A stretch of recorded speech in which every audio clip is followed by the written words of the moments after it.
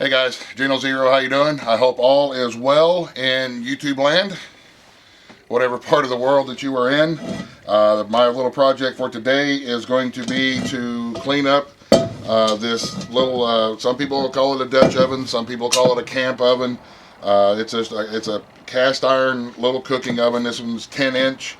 And it's going to come in very handy because it fits perfectly in our heat exchanger. We can use it to cook stuff in there, stews, breads, you name it, you can cook it in one of these ovens. So what I've got is got my drill. This is my corded drill. You could use a cordless, but it's going to take a lot of battery power, a lot of switching batteries. And I got various wire brush attachments for my drill and a couple of hand attachments for my to get into the spots where I can't get with the drill. This is the lid. I've already been working on the lid. You can see that it was just like the rest of it. It was really rusty, and we're going to reclaim it. And I do it pretty much the same way everybody else does. There's, I don't know, about 653 quazillion videos on cast iron stuff, and these are my glasses. Yeah, I'm sorry. I don't want to get that crap in my eyes when I've got my thing going. So pretty much all I do is just take my wire brush on my drill and go around every bit of it.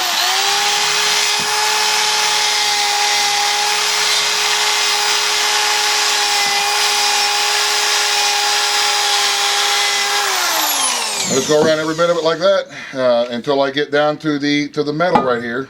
You want it looking like it's gray and kind of shiny. You get as much of that rust off of there as you can.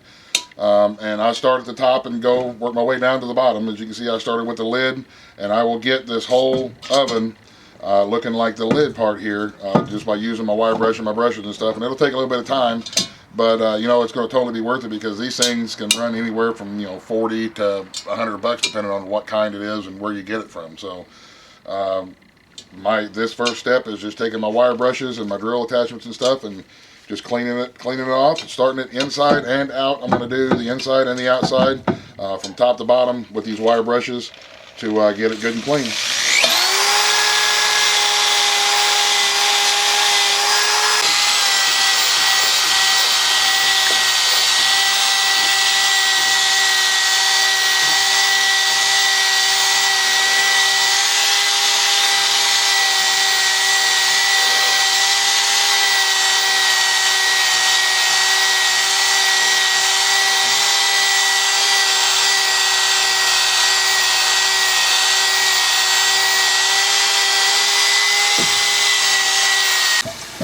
Okay guys, the next step that I'm doing is I'm just bringing it into the sink here and using the hot soapy water, just your regular dish detergent, hot soapy water. Give it a good scrubbing with a sponge. Get some of that powdered rust and stuff off of it. Any of this old stuff that's on there. We're going to rinse it really well.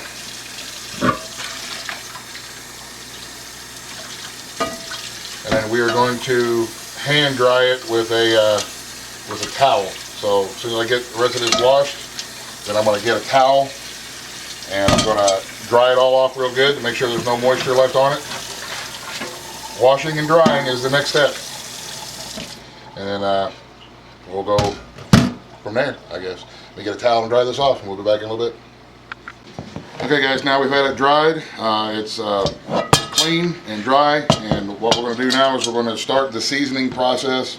And what I do is I'm going to use vegetable shortening. Some people use lard, some people use oil, some people use whatever that is that they're into that they like to use to season with. I'm going to use Crisco, and I'm going to get me a couple of big globs out and dump them all around, and we're going to work this stuff into the pores of the metal with my paper towel.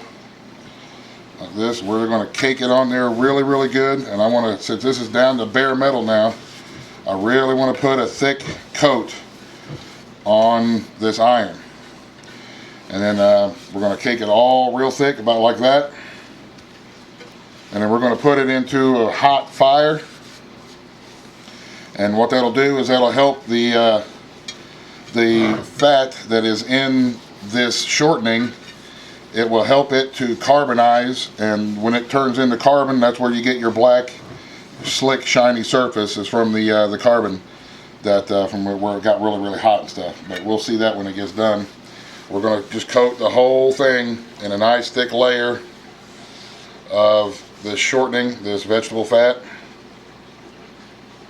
I've tried, I was asked back in the summer by Steven over there at Tiny House Listings whether or not I could season cast iron in the sun oven, and I tried it a couple of times and I just could not get the solar oven to generate the heat that is necessary to carbonize the shortening or the fat.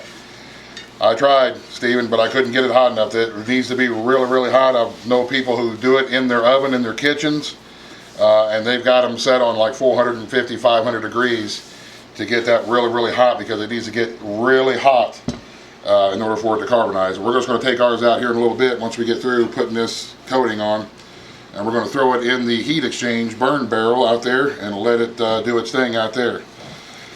So, like I say, the next few minutes here, inside and outside, we're going to coat it with the shortening, a nice thick coating.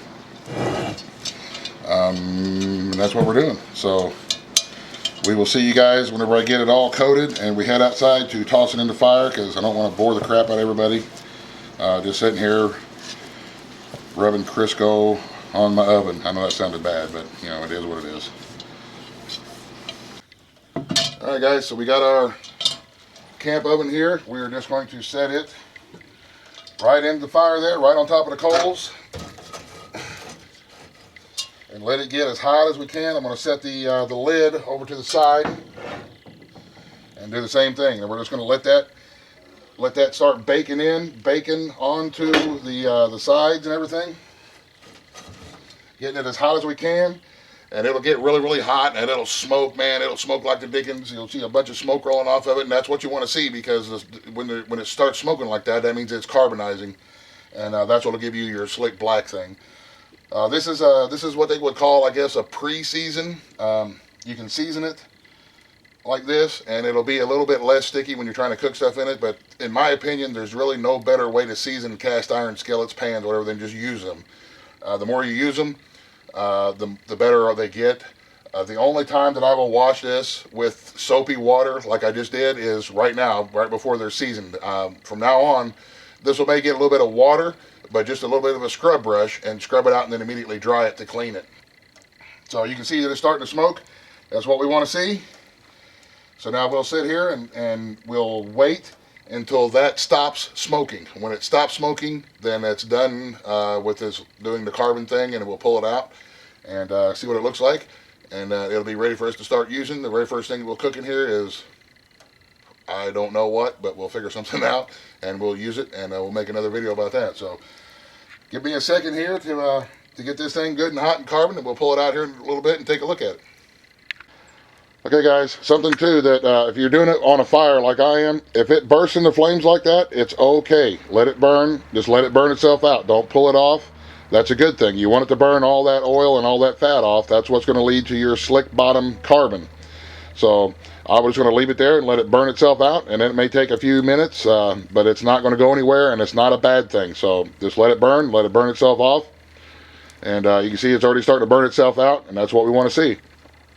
So probably 10 or 15 more minutes or so, and that thing will be out and black and charred, and it'll stop smoking, and then we'll pull it out. All right, guys, we're at about, I don't know, 30 minutes-ish, somewhere around in there. And the oven has stopped smoking, and so it means it's done carbonizing everything that it can on this particular seasoning. So I'm going to slide the lid over. Please be careful. I have welding gloves on and a pair of gloves underneath them, because that thing is screaming hot, man. It's hot, hot, and it will get you if you let it. I don't have one of those hooks or any of that kind of thing. I need to build I'll make some kind of little tool for lifting it in and out. But for now, I'm going to use my welding gloves because I know that'll be safe. So I'm going to slide the lid on. We're going to pull it out. Got me a couple of bricks here that I'm going to set it on and let it start cooling off. But you can see how it's scorched and it turned black. That's what we want to see.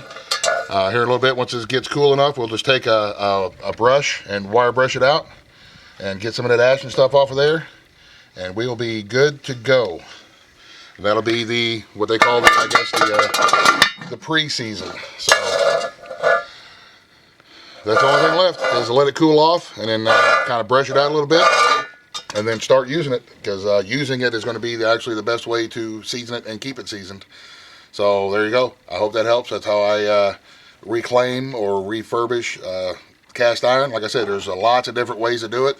I've seen people do it with sand in a creek. I've seen wire brushes and all kinds of scouring powders, scouring steel wool, all kinds of stuff. You can do whatever it is that you want to do, because remember, it's iron and you're not going to hurt it. So, all right, guys, thanks for watching. God bless. In the end. Okay, not the end. I wanted to show you guys, I'm not using a wire brush whenever I go to clean it off to give it this last little touch up. I'm just going to use this regular dish brush and just kind of brush anything that's loose off of the whole oven. Anything that's loose that's kind of caked on there, just kind of brush that off. We'll do that to the whole thing. You can see. I'll do that with the whole thing. Just kind of brush it out, make sure there's no big chunks left in there anywhere. And then the very, very last thing that I'm going to do is I'm just going to take a paper towel and some vegetable oil, squirt that onto my vegetable oil, and I'm just going to kind of lightly coat it on the inside and on the outside. Just enough to where it's shiny, so that way when I go to store it before I use it, it's not going to rust on me before I get to use it again.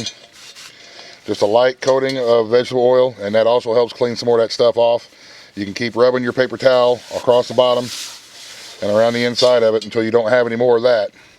And then you'll know that it's really, really clean, it's seasoned, and it is good to go. So we're just going to keep rubbing that oil in. It's still, this thing's still a little warm, but it's cold enough to where I can handle it, and that's what you want. You want to be able to handle it without burning yourself. And I'm just going to keep going over it with my paper towels and my oil, lifting any more of that dirt and crud that's up out of there. Lifting it out, and then we'll brush it out again and leave it lightly coated with oil and seasoned and ready for use. So there you have it. That's my absolute final step that I use. Once this comes out looking like this instead of this, then we'll know that it's clean and ready to go. So there you go. Hope that helps. Now the end for reals.